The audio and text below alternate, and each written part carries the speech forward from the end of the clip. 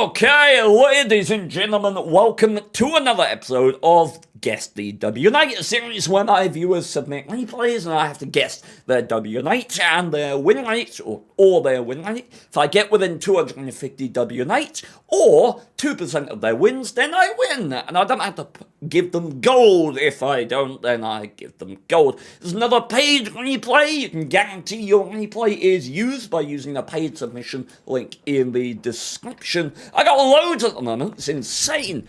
Worth noting, if you do want to submit a free replay, it will go behind the queue of all the paid ones and the other free ones that have been donated, but look in the description for details about that. And if you're interested as well, Wargaming have provided us with a link where you can suggest new crew perks for the game, so I'll link that in a comment as well. Actually, it will probably be expired by the time I get to this, but hey-ho! IS7 Carl, thank you for the subscription. IS7, by the looks of it, fully field modded. How do I know that? Well, IS7 has basic points of 2,400, and right here, we're working with 2,520. Now, we got a bounty turbo grousers, and a heavy spool liner, of all things, which, given the equipment, we've got a, still called 100 gasoline, but we've got a non-premium gasoline, quality fuel, and we've got combat rations. So, it's looking like to me that indeed, in 3, we may get a bit of ramming in this game. I'm very, very excited. Let's see, platoon of tier 10 heavy tanks, Panzerquap 7, gun feels nicer than it used to. I still hate it because it's bad. Now this is interesting. The angle, the vector that these people have set off on is rather passive, rather ambush orientated. You'd expect to see a Borsig or a Grill 15 perhaps heading this way, or even that 704 that he's looking at, not 2 IS7s. But perhaps they have a cunning plan. I'm not unfamiliar with cunning plans myself. I've orchestrated at least a good few ambushes in my time to varying levels of success. Chat is active and I see only the word oxygen, so there you go. Beach seems fairly balanced at this point. Now, I'm shooting with the R7 here, 250mm of base AP pen. Okay, did we not have a plan here? Spotting the Centurion 7-1, 410 meters of view range, fun fact. But why did we start at the... Why did we start camping at B9 and then move up to this position in a straight line, getting spotted early, and we are poking while still spotted by this Centurion. I mean, luckily enough, his leg might actually prevent a lower plate shot from somewhere around the church or something like that, but my goodness, from passivity to really quite high levels of aggression. You got the T95, you got the Tortoise, both oh, the Tortoise was spotted actually, but you got the T95 still up back there, although, look at what's spotted. The only thing we're missing is a Kamppanzer 50T and T95 and the RT. Kamppanzer is platooned with the RT, interesting. Maybe that was what prompted the aggression. And it is a viable strategy to look at what's unspotted and say, okay, the only thing that can threaten this maneuver is yada yada. Right? Oh my word. The aggression here is insane. What's the top speed? Oh, I love it. What's the top speed of the IS-7 again? 59.6, something like that? 4 seconds between the shells on the Char Mle, and this is an aggressive push. Normally an ill-considered push. Where's the T95? T95 is in mid. Okay, they don't have to worry about anything on the left, and this is just gonna be a stomp. Oh, yes, indeed. Okay, 60, 70 tons of IS-7. Here comes the Tortoise. Tortoise, some of the highest DBM in the entire game, only behind its successor, the Badger, and indeed the shitpack with HE, but we don't talk about that. Oh, Cobra up the booty of a Tortoise. That's going to be a bad day for him. Ignoring the Tortoise. This is just memeing at this point. Snapshot from the IS-7, we'll take it. Oh no. Oh.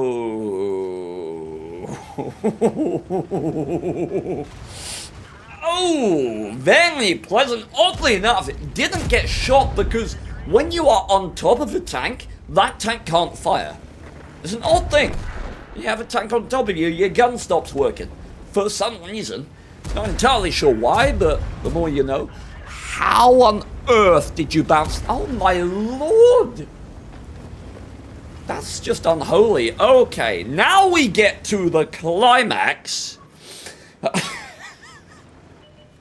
Oh, this is either going to be beautiful or a horrific failure. I like the fact that we're staying on high ground here. Fills me with a lot of joy. Oh, they went all the way around. Oh, that's sad. I wanted them to come up the middle so they could get slept on by an IS-7. But okay, we have potential here, most certainly. Absolutely, we have potential. We got Sheridan versus Tessat way down. And we just do not care. We do. Oh.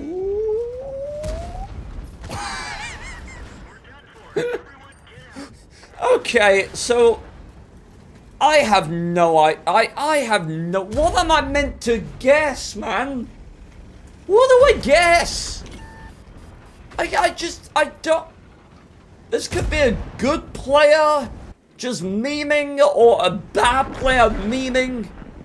Or a really bad player who had a really big accident. Like, I don't know, man. Here's the thing. It's either motivated memeing or it's not. Can we see the push again if we go? I want to know if it was a motivated push. Are we sitting at the back and looking at the team list? Let's see. Look at that right team list. Let's see when this push happens. 1 spotted, 2 spotted, 3 spotted, 4 spotted, 5. We're still missing the TVP and T110E5. We can't push yet. That's what he's thinking right now. No. I don't think it was motivated. Missing a TVP, Tessak at that point. I don't think that was motivated by watching the team list. There wasn't a key thing that happened that made them go in TeamSpeak, okay, now we can push. I think this is an average player, so I'll go with like average wins. I'm gonna say 49%. Like the average win rate on the EU server is like 48, because like 1 or whatever % of games are ties. So I'm gonna go with 49% wins, and I'm gonna go with 1.3, 1.4. Let's go 51, and I'll take 1.5. Oh yeah, okay. Oh wow. What? It was a good player memeing. Well, god dang it. No, I thought it was bad. Dang it, why are people good? Now I've got to give him money.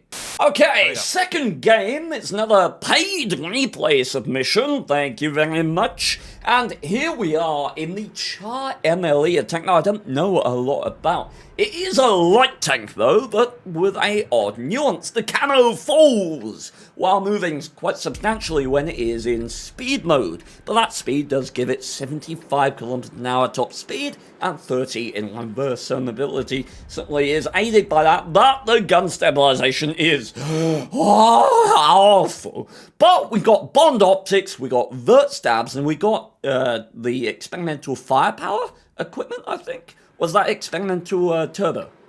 I'm not sure, I don't know a lot about those.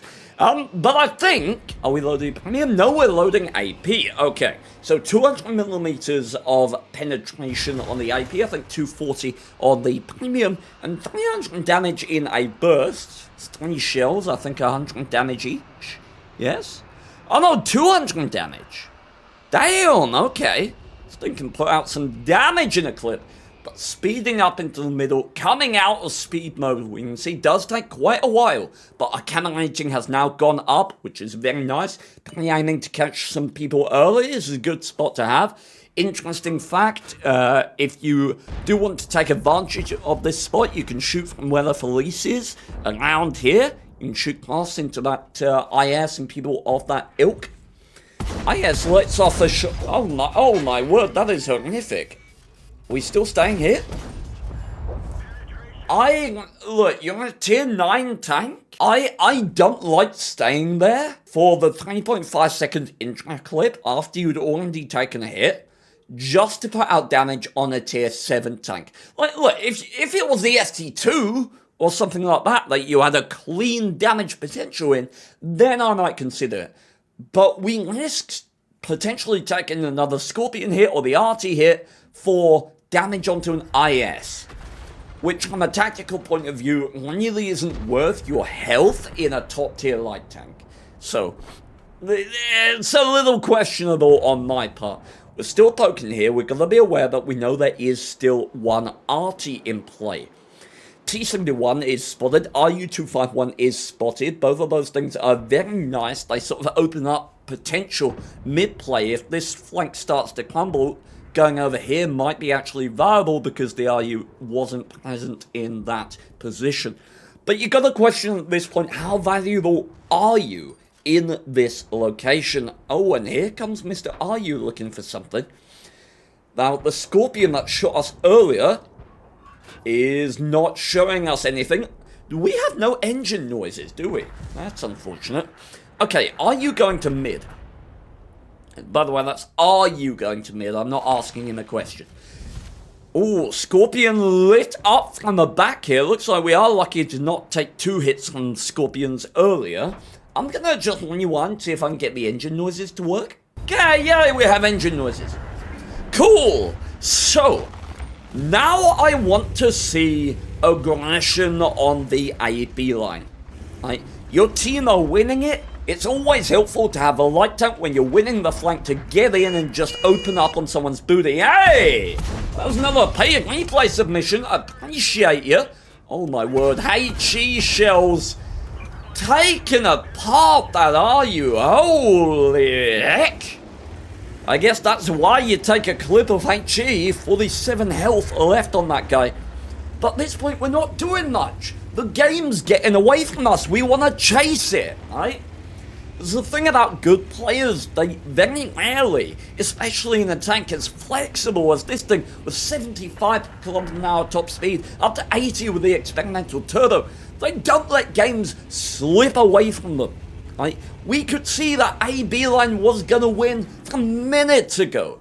Right? We knew where the RU was most of the time, so going from the mid was certainly viable. And this is dangerous indeed. But we do catch the Scorpion, and this is going to be a clip out. I think 1,200 clip potential, 50 over his hit points. Absolutely lovely to catch that guy there. Really nice. Back into speed mode, and now we worry about the hill. So the play right now is we want to get in on these heavies, right, and these mediums to try and take apart what we can. But with the Gaunt Wicker on high, we can't really do that. So we want to provide or gain some information that says that the Gaunt Wicker is not looking, and then use that information to maybe get down here, get some side shots into the 430. Once the 430 dies on high, it massively weakens the power of these heavies in the low ground, because you can then come into this sort of land and play behind them while facilitating the advance of your team. Right, so that's the ideal play right now.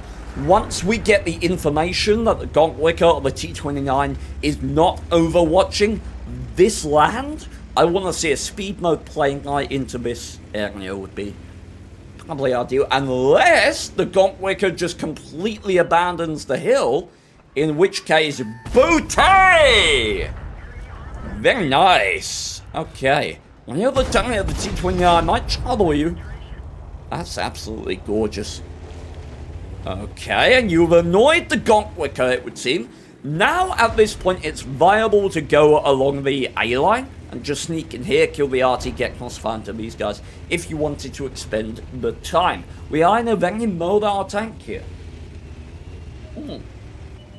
Don't like that 25% aim that close. It is odd, isn't it? It's an odd habit. Oh, wow, and we are doing the exact play that I said is viable now. Wonderful.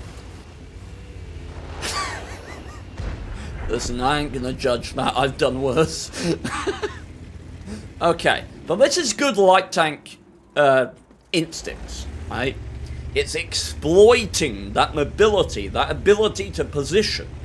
You have crippled these guys' ability to hold. Focus the gonk. Focus the gonk. Front of the T-29 on the side of gonk. This focus is really bad. If you shoot the T-29 here, you're bad.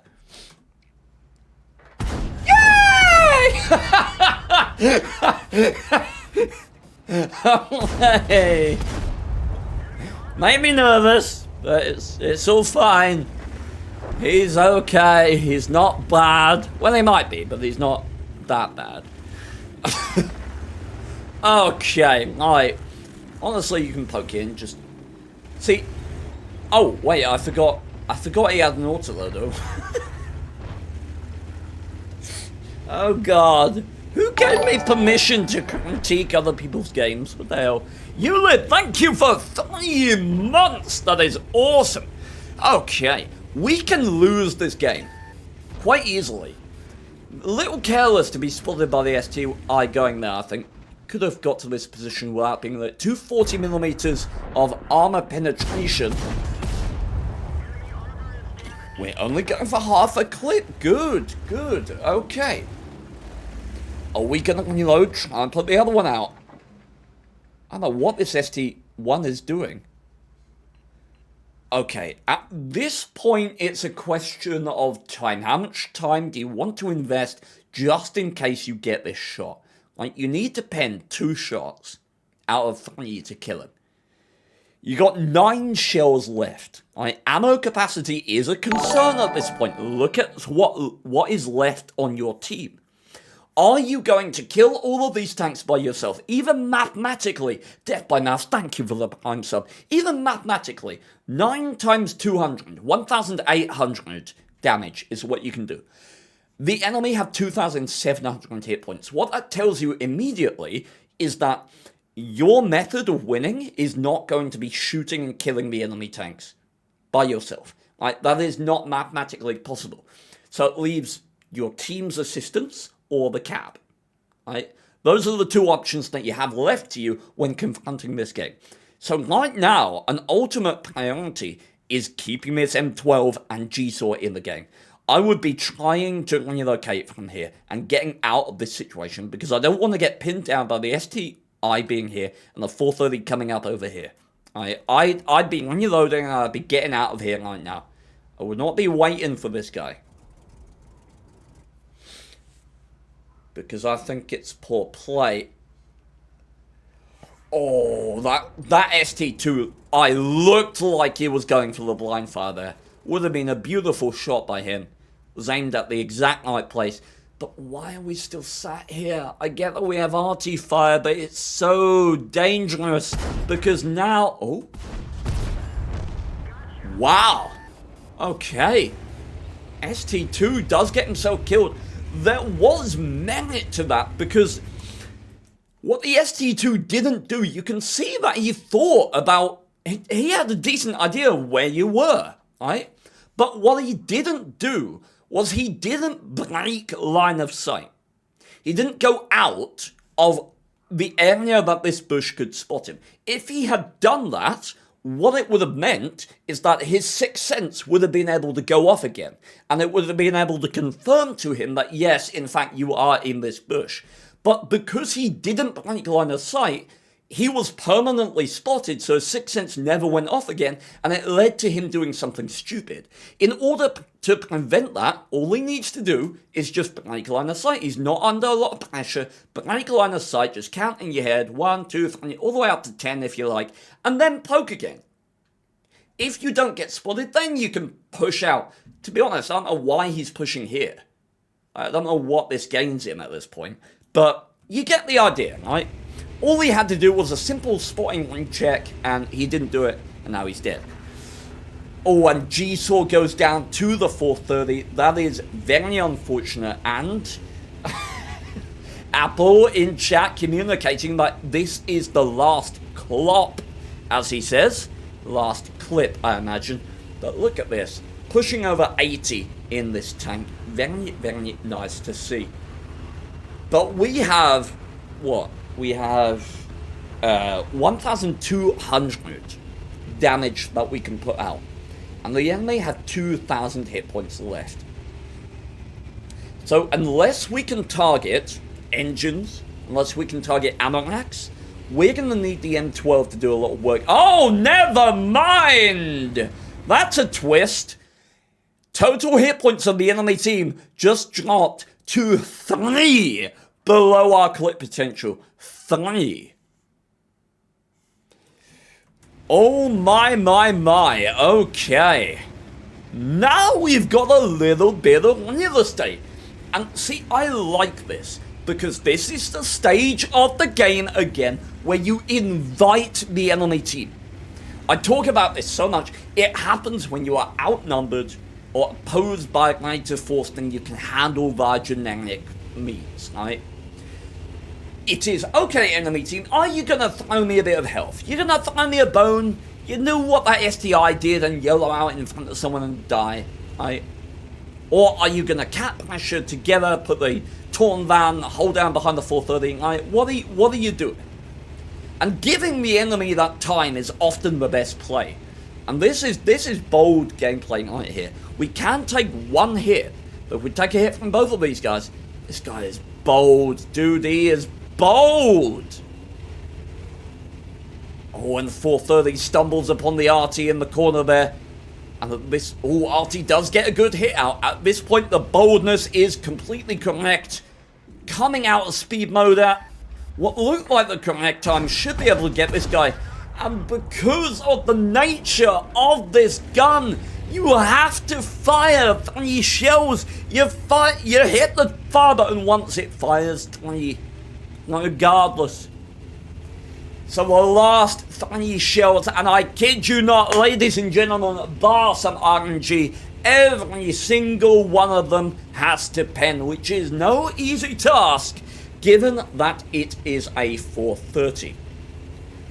So the best recourse to this is to let him cap, because then you have a certainty of your approach and you can try and dictate the engagement a little bit. But at the same time, if the 430 just sits right at the back of the cap circle and waits for you, 430's reload is not the best, but it's certainly not awful with that 122mm gun, and he only needs 2 hits. Yeah, he could get a ram if he does 400 damage, but he had to do 126. So, wouldn't be advisable. Skirting around the edges here is accurate gameplay. This is what you are wanting to do. Yes, okay, out of speed mode, we like it. Remember, camo is much higher when we are not in speed mode, and the 430 is capping. Back in speed mode to gain us a little bit of time, heading back towards cap. But the thing is, we want to get in and get behind to ensure that we pen all our shots, in which case we want to be in speed mode. But if we're in speed mode, our gun dispersion is wild. It's gonna be interesting. And I like this. I like this. Because it's a gamble, right? But it's not a hugely dangerous one. So what we're wanting to do is we're going to come up here and we're going to appear right here aimed. And if we get this gamble right, and it's the side of the 430, we can get the kill. This is probably the best way of approaching this end stage engagement. So we should poke up to the right here, try and come out in a really surprising location. There we go. Lovely. And you want to be aimed. He's thinking, where's he going to be? Where's he going to be? R function. Look at the bottom left. Look at the R function. Look at the R. Look at the R function. exposing, but keeping that gun stabilization. Oh, it's very nice. It's very nice. Okay, if we don't spot him here, we have an idea where he is. He's got to be skulking right at the back. Okay. We're going to utilize the R function again. This stealth here might well do us favors. We are a light tank, as long as we're not in speed. Oh, oh! Woo! Very nice, and you know what? A fade-ins medal to be going along with. A fade-ins. That was a well-played endgame. It was a well-played endgame. I'm confused because there were positional missteps and patience at the start when in phases where there shouldn't have been. Like, the overexposure to get damage out into an IS was silly in my mind. Lack of pushing or exploiting from the middle, like 45 seconds to a minute earlier than he did, was odd. Staying pinned down or get the RT to kill the ST2 or wait for the opportunity was a big gamble, paid off, but I think if you gamble like that, you're going to lose most of the time. But then there was potent magnitude, mind you, potent aggression in the endgame, chasing up all the way behind to get that kill on the Torn Van. It's very difficult. I think this player is good, especially based on the approach to the cap at the end. That was wonderfully done. But I don't know. I'm going to go 56% wins and 2.3k WN8. Oh, I've stolen Jesse's estimate. A very good player. All those decisions were delivered. I was very confident. I don't know. I mean, it's hard to interpret the confidence of a player by watching because of the passivity at the start. But then again, the misplay at the start was an aggressive misplay. It was a motivated by damage misplay, as opposed to just I'm in the wrong place and I got shot. Oh, this is a really tough one. I'm going to note down the name. Let's see, 56 and 2.4 is my estimate. Woo! Oh boy, I'm good! Yeah! Woo! Okay. Yes! I'm good at my own game. Yay! Oh, that's very nice. That's very nice indeed. Bang on the money. I was 4 off. You know what I should start doing, chat? I should start guessing, like, exact numbers. Like 0.47 on the win rate or 2,396 just for, like, memes. If I get it exactly on the money, everyone's going to think I'm cheating. It'd be great. I'll get a load of YouTube comments saying, I noticed the win rate beforehand and stuff. Ladies and gentlemen of YouTube, that'll be it for the episode. Thank you very much for watching. If you want to submit, you can guarantee all your players used by using the donation link down below, or you can read the rules down below to submit for free. Thank you very much. It's been a pleasure. You can check out the playlist in the description for all of these episodes, and there will be a link to the previous and next episodes as well. Thank you very much. Farewell.